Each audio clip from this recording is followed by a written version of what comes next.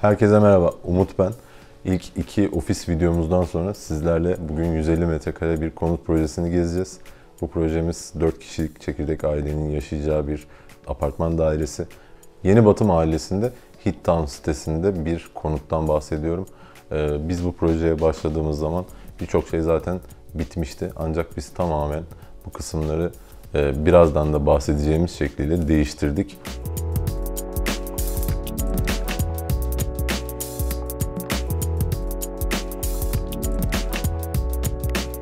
Umarım beğenirsiniz. Hadi bakalım şimdi hep birlikte izleyelim.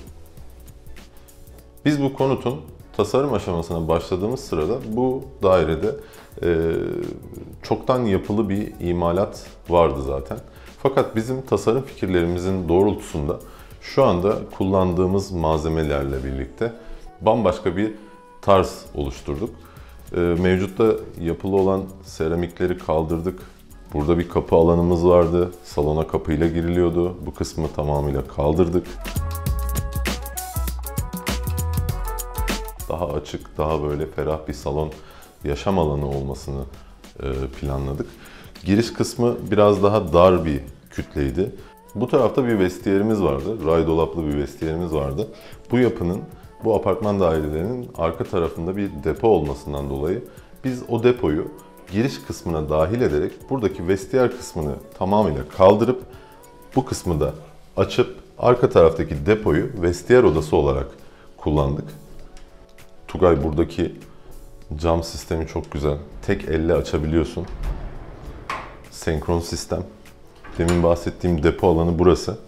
Biz buraların bir kısmını açık alanlar, diğer kısımlarını kapalı alanlar ve tavana kadar dolap olarak planladık. Buradaki depolama alanları baya hayat kurtarır nitelikte. Burada bir ayakkabılık var, göstermek istiyorum Tugay. Tavana kadar ayakkabılık detaylarımız var. Aynısı arka tarafında da var. Vestiyerimizin her noktasını değerlendirdik. Burada görebilirsiniz bu köşe dolapları 90 derece açılabilir şekilde askılarla kullanılmaya yönelik planladık. Noktasal asma şeklinde değil de daha böyle askı düzeniyle kurguladık. Dediğim gibi bu camlarımız hem giriş tarafıyla vestiyer alanımızı birbirinden ayırıyor hem de kullanımı kolay. Dağınıklık varsa onları da engelleyecek şekilde bir bölüm ayırıyor. Çelik kapıdan girdiğimiz zaman bu geniş girişin girer girmez karşı tarafında güzel bir dresuar alanı ve karşısında da şık bir ayna ile böyle ilk girişte ferah bir ortam oluşturduk.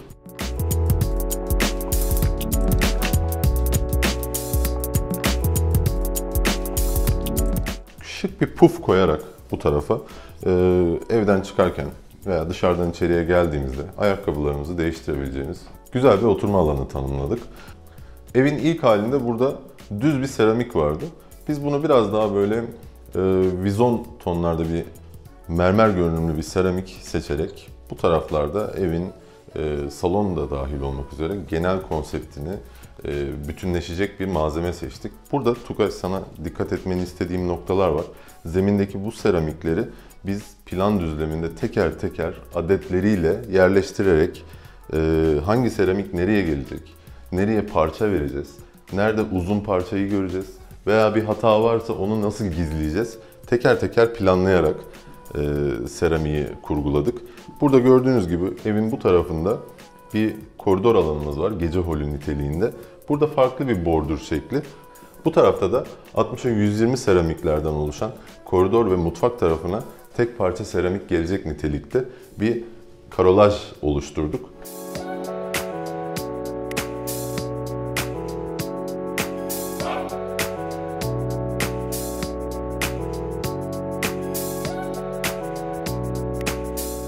Koridordaki seramik bütünlüğünü aynı zamanda da salonda da devam ettirdik.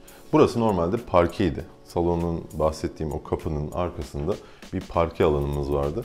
Biz tabii açık alan hissini daha da ferahlaştırmak için koridor tarafından gelen seramiği de salona bordür olarak devam ettirdik.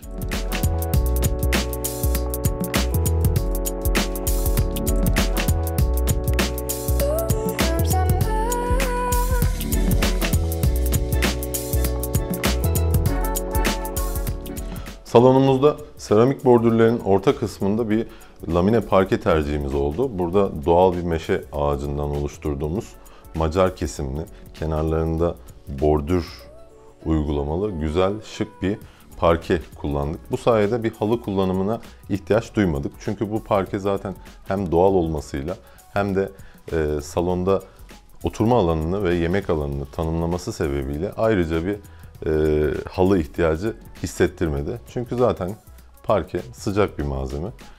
Bu tarafta yemek alanımız var. Yemek alanımızda 8 kişilik bir masa tercihimiz oldu. Masamızın üst tablası siyah mermer kullandık. Üzerindeki aksesuarlarımızla bir bütünlük oluşturmak istedik.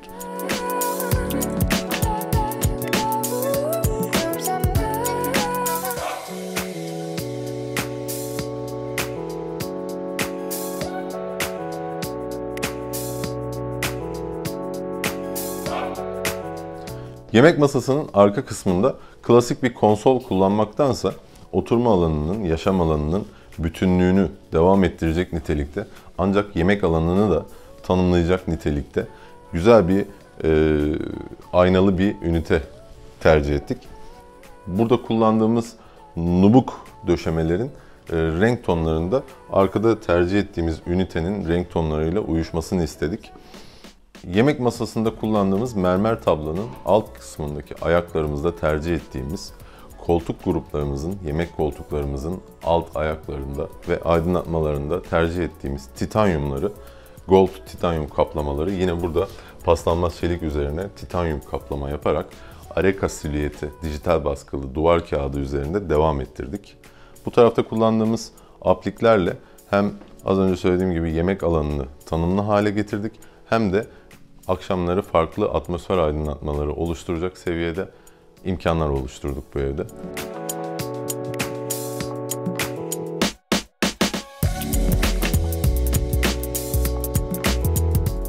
Yemek alanının bu kısmında ihtiyaç olması durumunda ki hayat kurtaracak detaylar bunlar. Kolaylıkla sunum ürünlerinizi saklayabileceğiniz alanlar oluşturuyoruz. Bunu tavsiye ederim çünkü bir misafir geldiğinde hemen elinizin altında oluyor.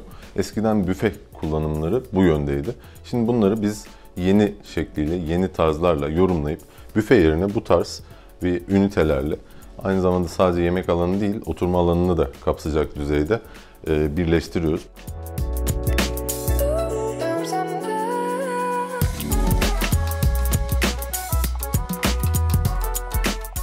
Yemek masasının karşı tarafında yine TV ünitesi tarafından gelen, TV ünitesi tarafından devamlılığı sağlanan bir niş oluşturduk. Burada bir spot koyarak burada şık bir tablo planladık. Buralarda ihtiyaçlarımıza göre aksesuarlarımızla salonda devam ettirmek istediğimiz ambiyansı sürdürdük. Bu kısımda televizyon ve şömineyi birlikte kullandık. Şöminenin etrafını mermer kapladık ki içerisinde çok az da olsa bir ısı oluşuyor. Çünkü bu şömineler biyoetanol yakıtla yanıyor. Çok az da olsa bir ısı oluşturuyor. O ısıyı televizyon tarafına vermeyecek nitelikte önlemler aldık. Biliyorsunuz normalde şöminenin sıcaklığı had safhada olduğu zaman televizyonu da etkiler. Ama burada biz mermer hazne oluşturarak o önlemi almış bulunduk.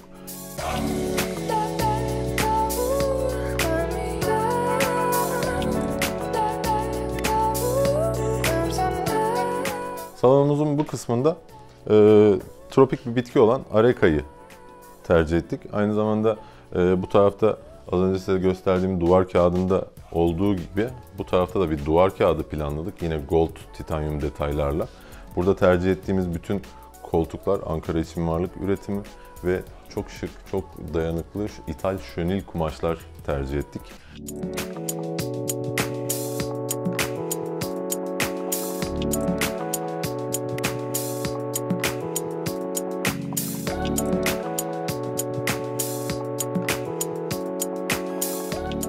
Genel yaklaşım salonun bu kısmında pencere önüne bir üçlü koltuk veya bir ikili koltuk konularak, televizyonun karşısına bir üçlü veya ikili koltuk konularak bir alışkanlık vardır. Fakat bizim bu projemizde camlarımız neredeyse yere kadar olduğundan dolayı burada berjerler planladık.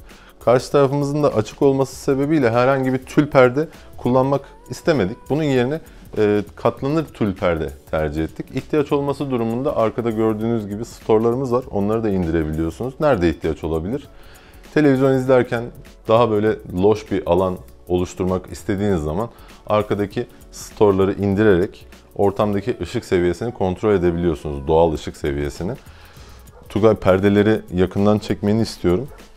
Sevgili Sezai bize gizli dikişler oluşturarak arkalarında da kullandığımız saten astarlarla çok şık, dökümlü bir perde imkanı sağladı. Kendisine tekrar teşekkür ediyorum. Evin tarzına göre perdelerde kimi zaman yeri süpürür nitelikte dökümlü, kimi zaman da yerden 2 parmak veya 1 parmak kopuk yapıyoruz. Ama hepsinde de altlarına muhakkak ki paylar bırakıyoruz ki yarın bir gün farklı bir yere bu perdeleri nakletmek istediğinizde orada bir yükseklik ayarı imkanı sağlasın. Burada tavanlarda biz projeye başladığımızda yerleri bizi memnun etmeyen 2 tane aydınlatmamız vardı. Biz projeye başladığımızda nerede oturma alanını planlıyoruz, nerede yemek alanını planlıyoruz. Bunlara göre aydınlatma hatlarını yeniden düzenledik. Oturma alanına denk gelen aydınlatmayı tam sehpaların üzerine, yemek masasının üzerine denk geldiğinde yine yemek masasının üzerine planladık.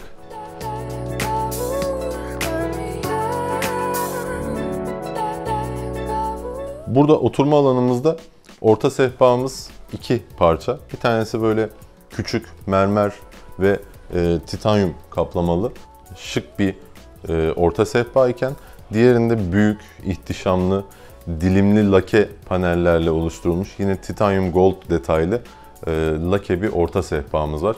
Bunun ayakları da çok şık, böyle davul şeklinde geliyor.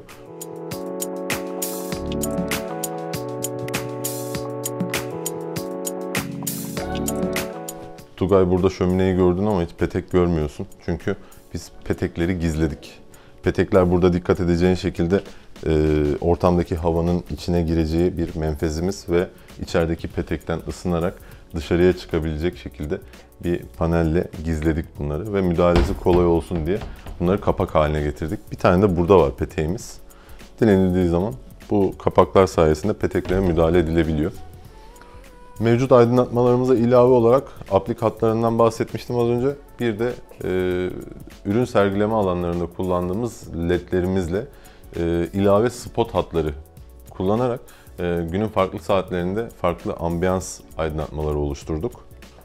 Tavanlarımızda ışık bantlarımızın yüzeylerinde tercih ettiğimiz alçı dekorları ile birlikte orta tarafında da floral desenli alçı çıtalarımızı kullandık.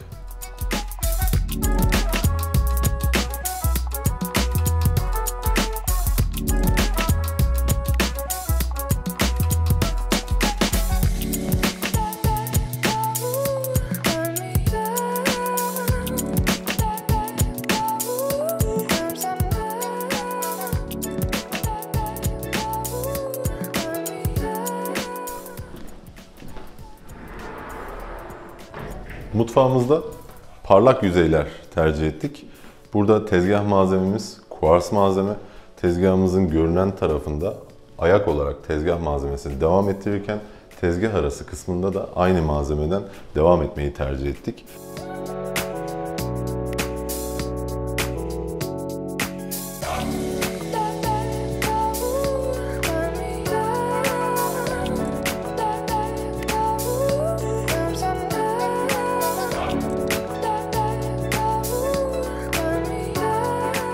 Burada elektrikli bir ocak kurulumumuz var. 70 santim bir ocak tercih ettik.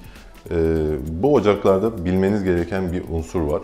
Elektrikli ocak seçimi yapmaya karar verdiğinizde muhakkak ana enerji panosundan buraya 2 linye bir hat çekilmesi gerekiyor. Aksi halde firmalar garantiye almayabiliyorlar.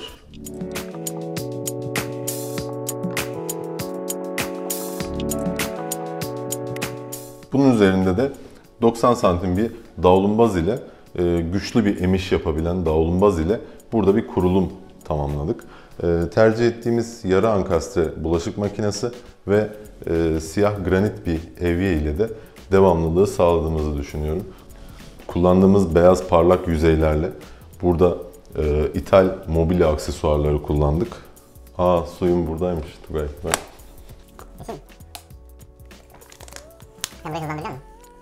İthal aksesuarlar kullandık. Aynı zamanda yavaş kapanabiliyor bunlar. Burada size göstermek istediğim sandık çekmece dediğimiz, aynı zamanda da bir de gizli kaşıklığımız olan bir çekmece kurulumumuz var. Kapanışını da çekelim.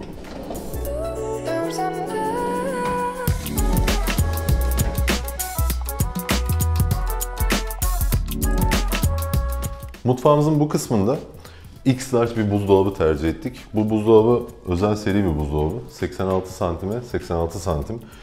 Normalde bu buzdolaplarında şöyle bir problem var. Yanındaki kiler ünitesi, yani fırın, mikrodalganın olduğu üniteler 60 santim derinliğinde olduğu için bu buzdolapları çok önde duruyor.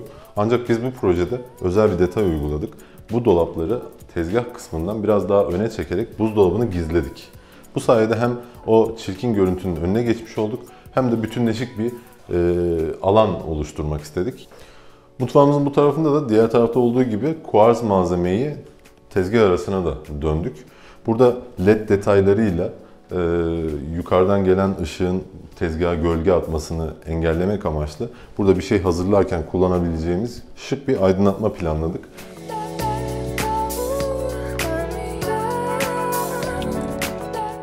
Üst dolaplarımızda da beyaz tonlar ve parlak yüzeyler kullanarak ferah bir mutfak oluşturduk. Bu menteşeler özel detaylar. Tugay.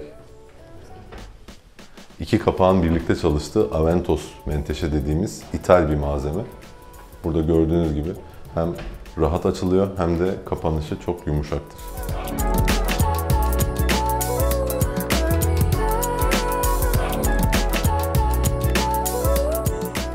Tezgahımızın alt kısmında kullandığımız dolap ünitelerimizle birlikte az önce diğer tarafta kullandığımız gizli kaşıklığı burada çekmece şeklinde kullandık. Yine buralarda rahat depolama alanları oluşturduk. Mutfağımızın devamında tezgahın bittiği yerde hem böyle görsel bir ürün sergileme amaçlı bir dolap oluşturduk, hem de böyle bir ton girelim istedik mutfağa. Burada tercih ettiğimiz cam cinsimiz parlak bir cam. Aslında reflekte cam diye geçiyor. Bronz reflekte cam kullandık biz burada. İç kısımlarda kullandığımız LED aydınlatmalarla burada özel bakır bakraçlarımız, Türk kahvesi setlerimiz ve yukarıda bakır tencerelerimizi sergilemek istedik.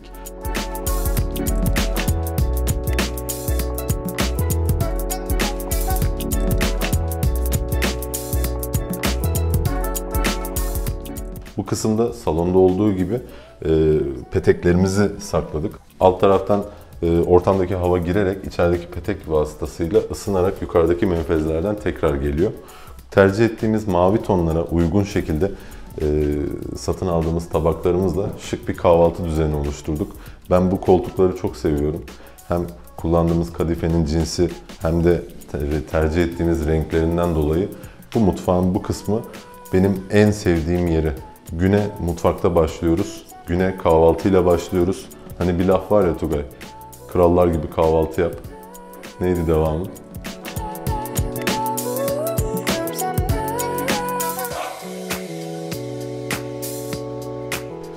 Burada tercih ettiğimiz keten dokulu tüllerimizin alt taraflarına dikkat etmeni istiyorum. Burada biraz kalınlaştırmalar yaparak hem süpürgelik gibi bir doku oluşturduk, hem de alt taraflarda ağırlık oluşturarak perdelerin dökümlerini ortaya koyduk.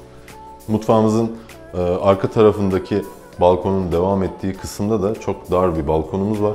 Orada da yeşil bitkiler tercih ettik ki biraz daha doğal bir ortam oluşsun. Masamızın yuvarlak olmasıyla birlikte aynısının devamlılığını tavanda da yuvarlak bir ışık bandı yaparak bu alanda bir tanımlama oluşturduk. Yine tam onun üzerine şık bir aydınlatmayla ve ışık bandının iç kısmında kullandığımız duvar kağıdıyla şık bir alan oluşturduk.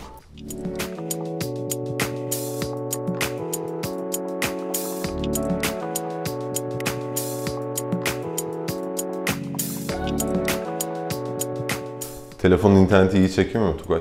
Evet. İşte bundan dolayı. Bu kullandığımız cihaz merkezden gelen interneti kablolu bir şekilde alıyor ve ortama kablosuz şekilde dağıtmaya yarıyor. Markası Ubiquinti. Benim en çok tercih ettiğim kablosuz dağıtıcılardan bir tanesi. Tek bir kablosuz ağ adı üzerinden yayın yapıyor. Bu evde 2 tane var. İkisine de bağlantıyı otomatik olarak sağlıyor. Bu sayede siz hangisi daha çok çekiyor, hangisi daha az çekiyor gibi konuları düşünmenize gerek kalmadan bütün her şeyi bu cihaz hallediyor.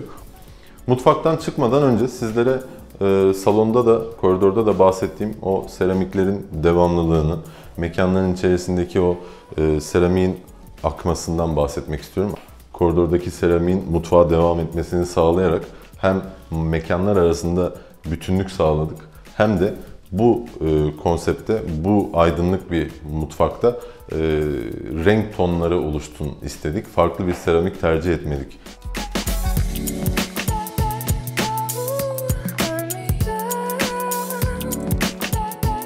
Koridordaki neyse o da mutfağa devam ediyor. Yukarıda bir aydınlatmamız var. Aynı zamanda da bir ışık bandı oluşturduk. Bu sayede hem pişirme ve hazırlık alanını tanımlıyoruz. Az önce de bahsettiğim gibi yuvarlak bir masanın üzerine yuvarlak bir aydınlatma planlayarak da alan tanımlaması yapıyoruz. Biz bunu çok yapıyoruz. Bu sayede göz şunu algılıyor. Orası başka bir alan, burası başka bir alan.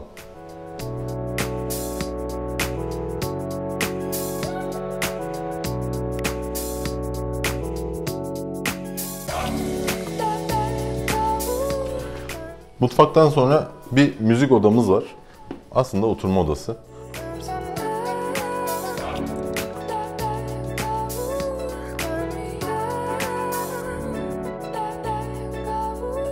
Bu tarafta nostaljik bir pick-up ile şık bir amfi tercih ettik. Burada müşterimizin özel ilgisi olan taş plakları arşivleyebilmesi için hareketli raflarla burada kolayca erişimi olan bölmeler oluşturduk. Sağda ve solda bulunan gördüğünüz o kolonların altlarında basaç çekmeceler oluşturduk. Bu basaç çekmecelerin iç kısımlarını deri kapladık ki burada taş plakların bakımlarını yapacağımız özel ekipmanları saklayabiliyoruz. Yine perdelerde keten dokulu ekru perdeler tercih ettik. Beyaz kullanmıyorum. Beyaz çünkü hem çok çiğ duruyor hem de ortamda istediğimiz rengi oluşturamıyoruz. Krem rengi perdelerden uzak durun. Çünkü mağazada seçtiğiniz krem renkli tüller asıldığı zaman dışarıdan güneş alınca ortama çok sarı bir ışık veriyor. Onun için ekruyu tavsiye ederim. Bu tarafta bir L koltuk, şık kırlentlerle birlikte yine hakiki keten perdelerimiz var. Bunları hakiki keten olmasından dolayı arkalarında herhangi bir astar yapmaya gerek duymadık. Bu sayede hem dökümlü bir yapıya sahip oluyorlar hem de kullandığımız şönil kumaşlarla uyumlu bir şeyler ortaya çıkartıyoruz.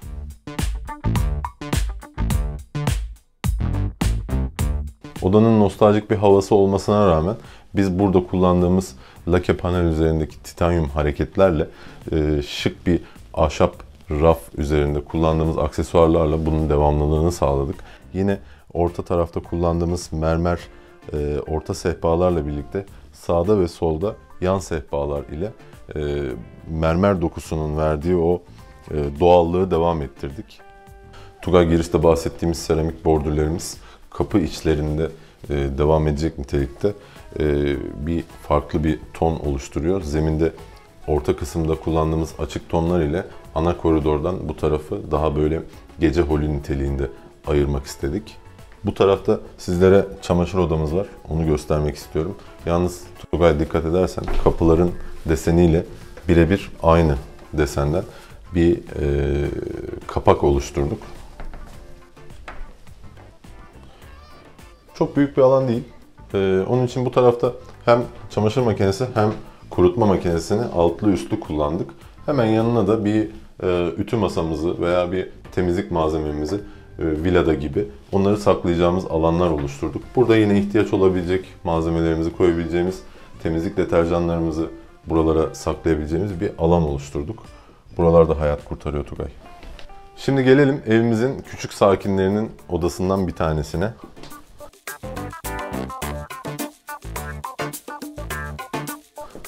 Bu tarafta biraz daha böyle farklı tonlar kullanarak bir çalışma alanı, bir kitap okuma köşesi, şık bir yatak ve yatak başı ile birlikte bir alan oluşturduk. Burada tercih ettiğimiz renkler daha böyle odanın kullanıcısına dinginlik verecek, odada keyifli vakit geçirmesini sağlayacak renkler olduğuna inanıyorum. Zeminde kullandığımız halıdan, perdede kullandığımız tonlardan ve duvardaki renklerden hepsinin bir bütün olarak kendi içinde muazzam detaylar olduğunu düşünüyorum. Tugay, burada güzel bir detayımız var. Burada bir iç raf oluşturduk. Burada akşam yatarken kitabını veya telefonunu buraya koyabiliyorsun. İhtiyaç olması durumunda böyle bir gizli bir rafımız var bu kısımda.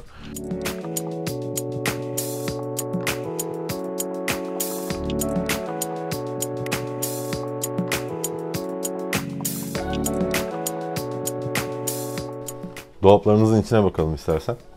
Bu tarafta kapakları açtıktan sonra iç kısımlarda gizli çekmecelerimiz var. Bu taraflarda da yine birçok malzemeyi saklayabiliyoruz. Doğrudan çekmeceyi görmek istemedik. Onun için kapağı açtıktan sonra iç kısımlara çekmeceler koyduk. İhtiyaca göre raflarımız var. Burada da üst raflarla birlikte askı dolaplarımız söz konusu. Bu kısımda bir çalışma alanımız var. Bu taraftaki ışıklar hem çalışırken ihtiyaç olabilecek ışık seviyesini yükseltiyor. Hem de bu tarafta gizli çekmecelerimizde ihtiyaç olabilecek bütün kırtasiye ekipmanlarımızı ve kulpsuz kapak detaylarımıza bak Tugay, burası çok güzel. Elini aşağıya koyabiliyorsun. Burada bu kapağı biraz daha uzun yapıyoruz gövdeden. Bu sayede buradan elinle bu kapağı açabiliyorsun. Herhangi bir kulp ihtiyacımız yok burada. Masamızın altında hareketli bir etejerimiz var.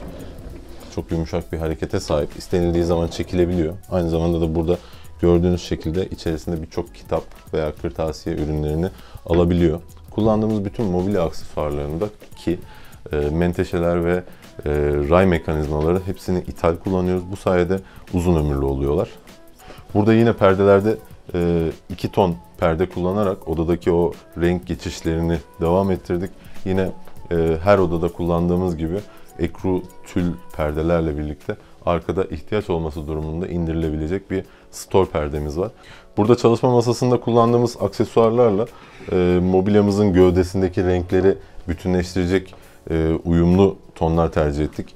Gördüğünüz gibi yastıklarda, tekstil ürünlerinde, perdede hiçbirinde kanserojen bir boya maddesi içeren ürün tercih etmedik. Çocuk odalarında, genç odalarında bu çok önemli. Sadece bu alanlarda değil, evin genelinde de önemli bir unsur bu. Aydınlatma olarak evin diğer kısımlarının aksine burada biraz daha paslanmaz çelik dokusunu, daha böyle gümüş etkileri tercih ettik. Bir diğer odamız daha var burada. Bu odanın sakinliğini görmeden onun hakkında bilgi edinebilirsiniz. Odanın tarzı ile ilgili.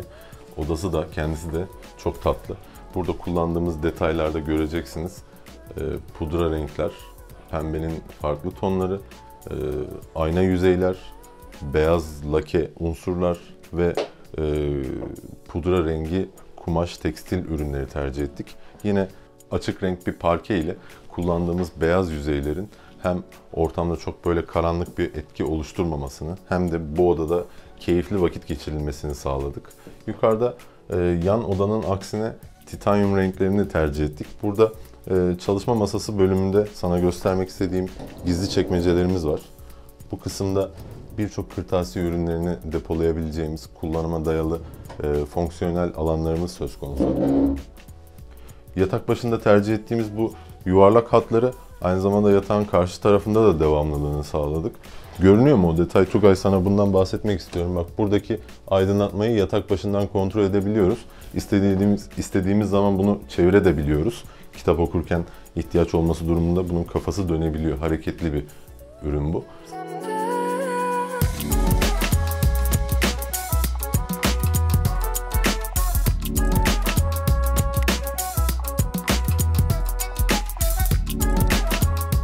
Odanın diğer tarafında kullandığımız o yuvarlak hatları yine bu duvarda da devam ettirdik. Burada ayna yüzeylerin yanında kullandığımız beyaz panellerle dikkat etmeni istediğim bir detay var. Beyaz panellerin aynalarla hemyüz olması, aynı zamanda da güvenlik tedbiri olarak kırıldığı zaman dağılmasını engelleyecek şekilde önlemler aldık. Bu tarafın renk tonları, duvardaki renk boyaları, tavandaki renk geçişleri bence bu odayı bir prenses odası olduğunu gösteriyor. Kullandığımız mobilyaların yüzeyleri lake boyalı. Sadece yüzeyleri değil, iç gövdeleriyle birlikte lake boyalı. Yine burada da gizli çekmecelerimiz var, görebiliyorsun. İhtiyacımıza göre planladık bunları.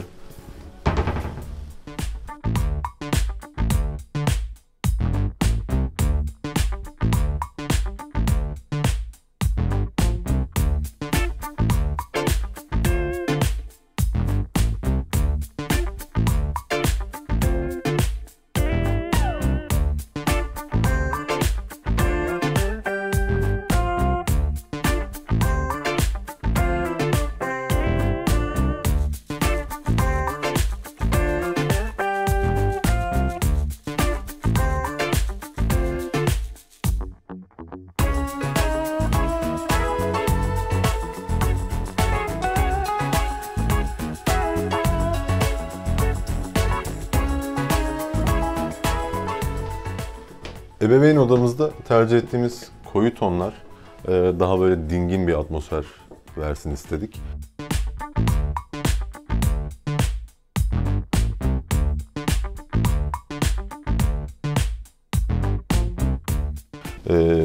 Sadece burada duvar kağıdı kullandık. Bu odanın genel konsepti böyle füme tonları, daha böyle koyu krem tonları, bej tonları olduğundan dolayı.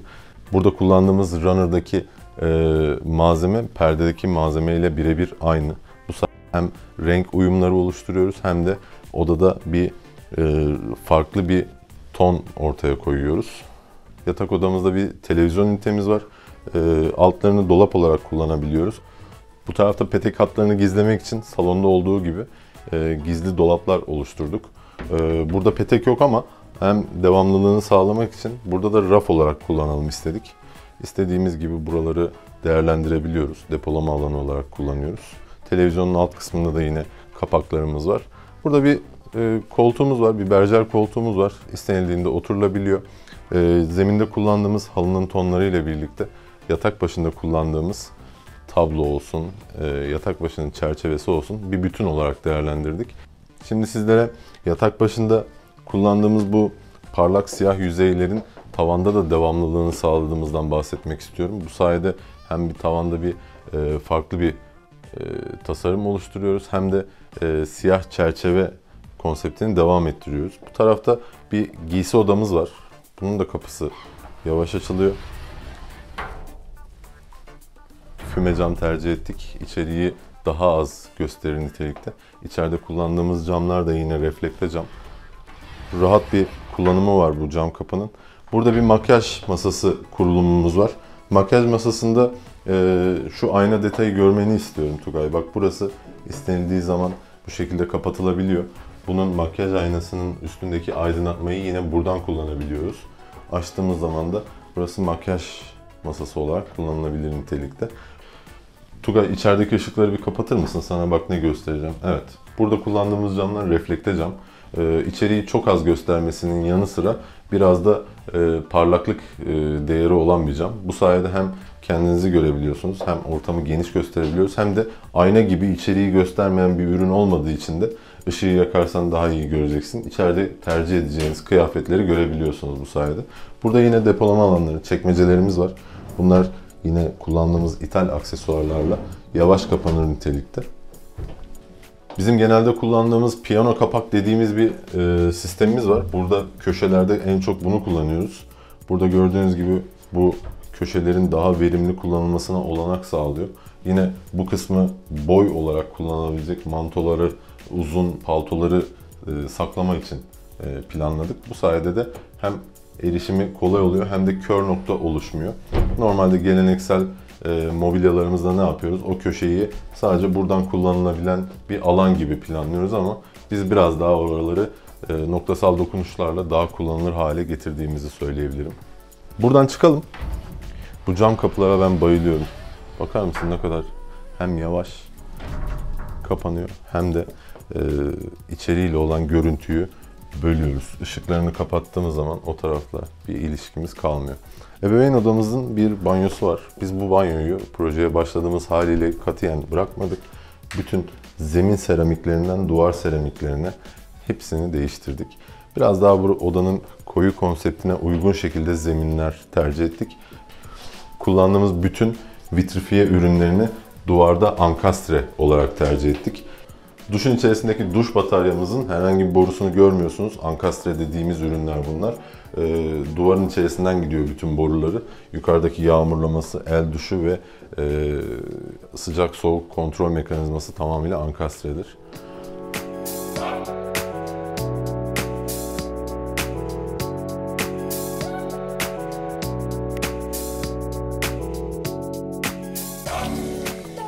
Ebeveyn odamızın bir balkonu var. Biz bu balkonda biraz daha sıcak bir atmosfer oluşturalım istedik. Zeminde kullandığımız çim halımız ile tercih ettiğimiz yapay bitkilerle burada bir çay kahve köşesi oluşturalım istedik. Burada da yine cam balkonumuz var. Bu sayede %60-70 dışarıdaki soğuğu kesebiliyoruz. Bunun yanı sıra biz cam balkonlarda üst kısımlarda yine store perdeler oluşturabilmek için cam balkonu daha yapmadan birlikte çalıştığımız firmaya üstlerde store perde geleceğini söyleyerek yukarıda bir hazırlık oluşturduk. Biz buna perde rezervasyonu diyoruz. Ona göre bir profil atılıyor yukarılarda.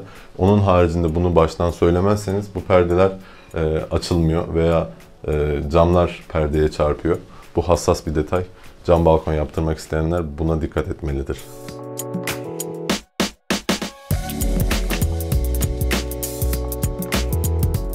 Mutfağımızdan çıkılan bir terasımız var. Bu kısım bence evin en keyifli kısmı. Bu tarafta bir yeşil alanlar ve kiremit rengi bir koltukla nötr gri bir koltuk kurulumu yaptık. Burada bir şöminemiz var. Yine içeride salon kısmında kullandığımız şömineyle aynı mantıkta çalışıyor. Biyoetanolda çalışan bir şömine.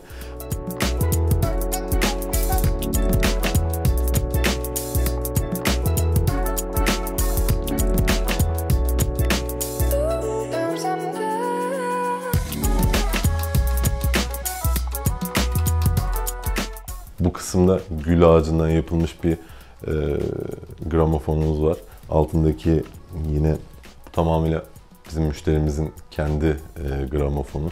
Biz odayı buna göre tasarladık diyebilirim. Kiremit tonlarında tercih ettiğimiz döşemeliklerle kırlentleri bir arada bütün planladık. Burada da cam balkonumuz var. Bu cam balkon çift camlı, ısı camlı bir cam balkon. Yine yukarıda perde detaylarımız var. Ancak perdelerde dikkat etmeni istediğim bir unsur var. Genel olarak biz perdeleri çok küçük küçük parçalar halinde kullanmaktansa iki cam balkonu içine alacak büyüklükte bölümler oluşturuyoruz. Bu sayede kontrolleri daha kolay oluyor ama bu taraftaki açılan kanada denk gelen perdeyi biraz daha küçük yaparak sadece onu açtığınızda içerisinin aydınlık hale gelmesini sağlıyoruz. Teşekkür ederim aydınlatmalar için. Yukarıda yine titanyum gold aydınlatmalara devam ettirirken bir ışık bandı oluşturduk ve ışık bandında kullandığımız duvar kağıdını yine mutfakta da devam ettirdik.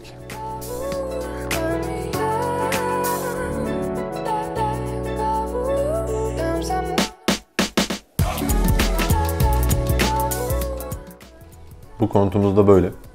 Umarım beğenmişsinizdir. Bir başka konut projesinde birlikte olmak üzere. Hoşça kalın.